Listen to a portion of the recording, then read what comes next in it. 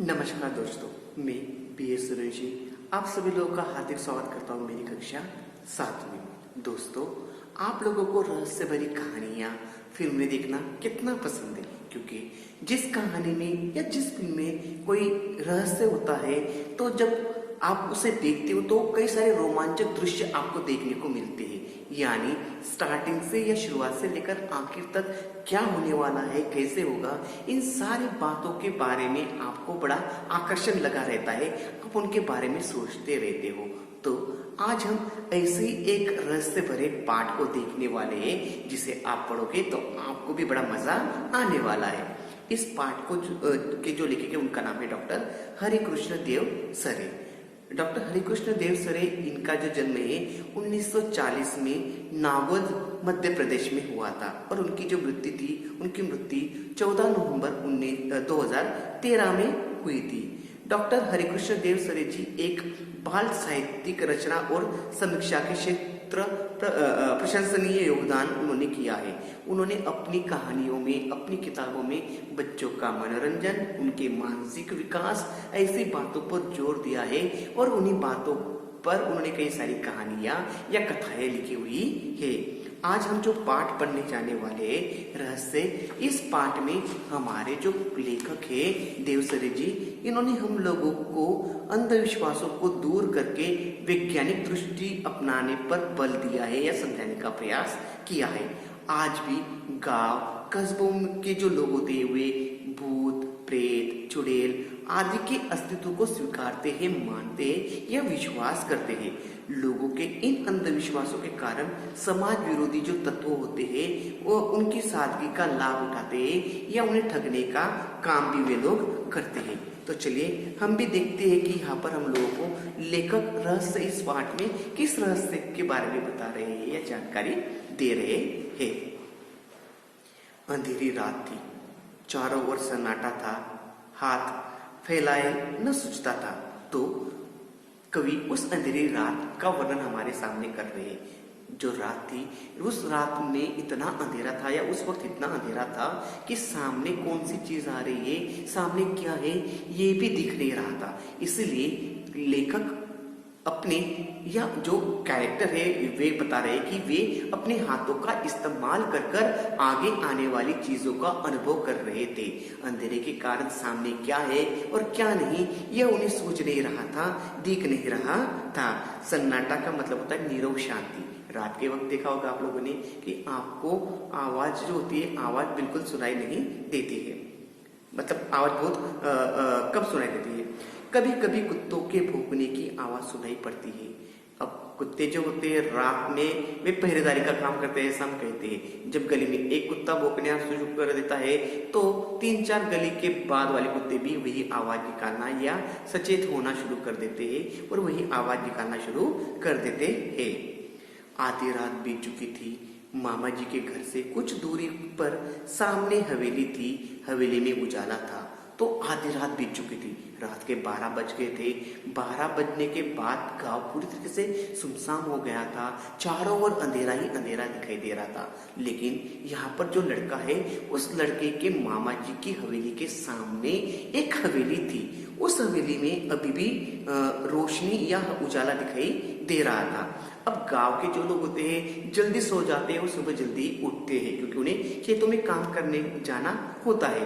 तो यहाँ पर जो लड़का है वो अपने मामा के गांव छुट्टियों में आया हुआ है। उसने देखा कि उसके आसपास के घरों में की जो बत्ती, वो बत्ती तो बुझ गई है, अंधेरा हो गया है। लेकिन उसके मामा के घर के सामने जो मकान या हवेली है, उस हवेली में अभी भी उन्हें उजाला दिखाई दे रहा है या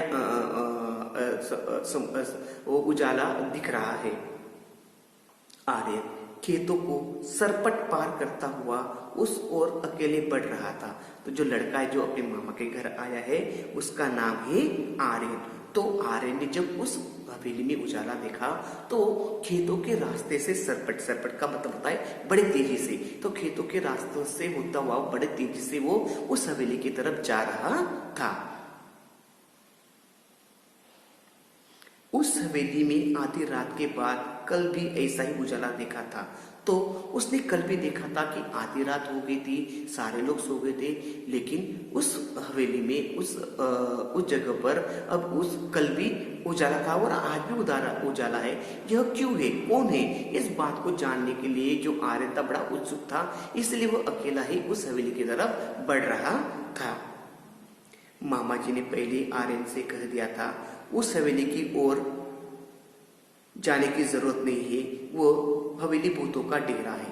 तो आर्यन के जो मामा है, आर्यन के मामा को पता था कि आर्यन बड़ा शैतान लड़का है, इसलिए आर्यन को उन्होंने पहले ही आगाह कर दिया था। आर्यन को पहले उन्होंने बता दिया कि देखो आर्यन, वो सामने वाली जो हवेली दिखाई दे रही है ना, उस हवेली की तरफ कभी भूल कर भी मत जाना, और खासकर रात के वक्त तो बिल्कुल नहीं, क्योंकि वहां पर भूतों का डेरा है।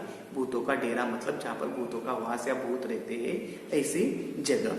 तो कई बार आपके पेरेंट्स या आपके जो परिवार वाले होते हैं, आपके परिवार वाले आप लोगों को कई सारी बातों से दूर रहने के लिए कहते हैं, लेकिन आप जो होते हैं उनकी बात मानते नहीं हो, सुनते नहीं हो।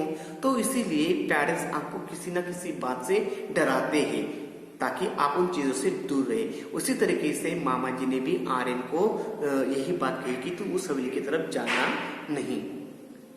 आर्यन मन ही मन मुस्कुराने लगा। वो जाता था कि भूत भूत कुछ नहीं होते हैं। तो जब आर्यन ने मामा जी की बात सुनी, तो मामा जी की बात सुनने के बाद वो मन ही मन मुस्कुराने लगा, क्योंकि वो नहीं चाहता था कि वो मामा जी के सामने हंसकर उनका अपमान करे या उनकी बात को ना माने।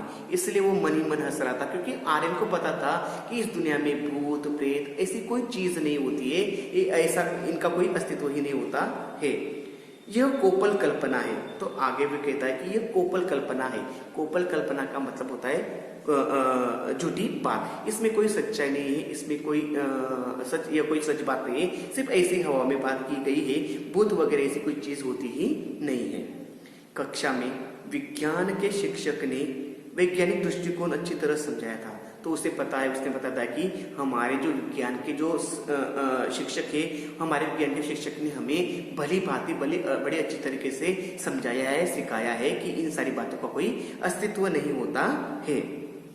रहस्य का पता लगाने के लिए उसने मन में ठान लिया। तो आखिर यह क्या रहस्य है, क्या राज है? उस हवेली में लोग भूतों का डेरा ऐसा क्यों कहते हैं, और 12 बजे के बाद या आधी रात के बाद ही उसमें उजाला क्यों दिखाई देता है? इन सारी बातों को लेकर उसके आर्यन के मन में, दिमाग में कई सारे सवाल उठ रहे थे, कई सारी बातें आ रही थी। उन्हीं बातों का जवाब ढूंढने के लिए जो आर्यन है, आर्यन उस हवेली की तरफ जा रहा था। मामा जी ने कहा था इस हवेली के पिछले 10-15 सालों से कोई नहीं रहता है। पहले उसमें एक जमींदार का परिवार रहता था। तो आर्यन के मामा जी ने आर्यन को बताया था, समझा था कि अरे आर्यन, उस जो हवेली है, उस हवेली में पहले जमींदार रहता था, लेकिन कई वर्ष हो गए, कई दिन बीत गए, उस हवेली में कोई नहीं रहता है, वो सुनसान पड़ी हुई है। अब जमींदार का परिवार खत्म हो गया है, उस तरफ कोई आता जाता नहीं। जो जमींदार है, जिस हवेली में वो रहता था, वह जमींदार अब नहीं रहा और उसका परिवार भी नहीं बचा है। इसीलिए उस हवेली की तरफ कोई आता जाता नहीं है, उस तरफ कोई जाता नहीं है। एक बार घिसू उधर गया था, बेचारे का बुरा हाल हुआ था। 3 महीने तक खाट पकड़े रहा। तो घिसू नाम का जो व्यक्ति गांव में रहता था, किसी कारणवश या अचानक उस हवेली की तरफ चला गया, लेकिन जब वो वापस आया तो उसकी इतनी हालत खराब थी कि वो बीमार हो गया और कई दिनों तक तो वो बिस्तर में ही पड़ा रहा, बिस्तर से उठा नहीं, ऐसा कहा गया। बेचारे का बुरा हाल हुआ था। 3 महीने तक खाट पर पकड़े रहते, तो 3 महीने तक वो सिर्फ बेड पर ही था। आर्यन करवटें बदलता रहा। आधी रात को उठकर छत से उसने हवेली को फिर से देखा। अब आर्यन की आंखों से नींद मानो ओझल हो गई थी, दूर हो गई थी। वो करवट बदलकर सोने का प्रयास कर रहा था, लेकिन नींद उसे बिल्कुल नहीं आ रही थी। आधी रात को आर्यन उठा, वो छत पर गया और छत पर जाने के बाद उसने उस हवेली की तरफ देखा, क्योंकि उस हवेली को लेकर ही वो बड़ा परेशान था, या उस हवेली के प्रति उसके मन में कई सारी बातें चल रही थी। गर्मी की छुट्टियां बिताने के लिए वह मामा जी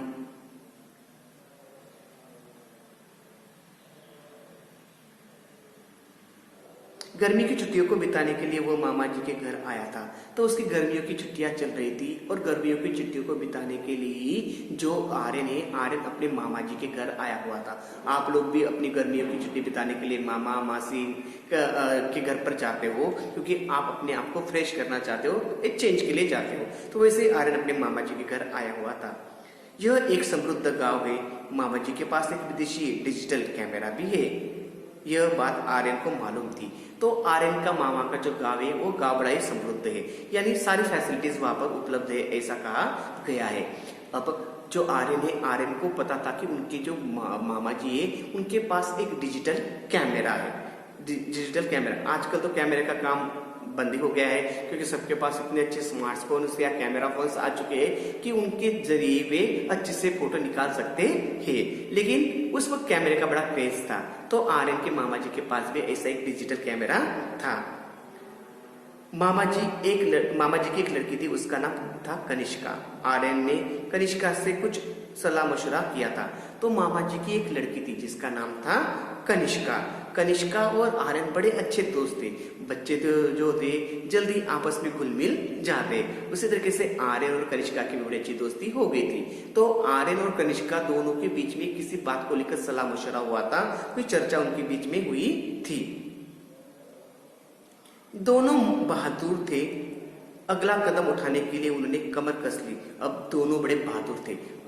कनिष्का और आर्यन ने उसी हवेली की बात एक दूसरे से साझा की थी या चर्चा की थी और उन्होंने उस रास्ते को जानने के लिए कमर कस ली। कमर कस लेना, अपने आप को तैयार कर लेना, दृढ़ संकल्प कर लेना, इसे भी आप कह सकते हो।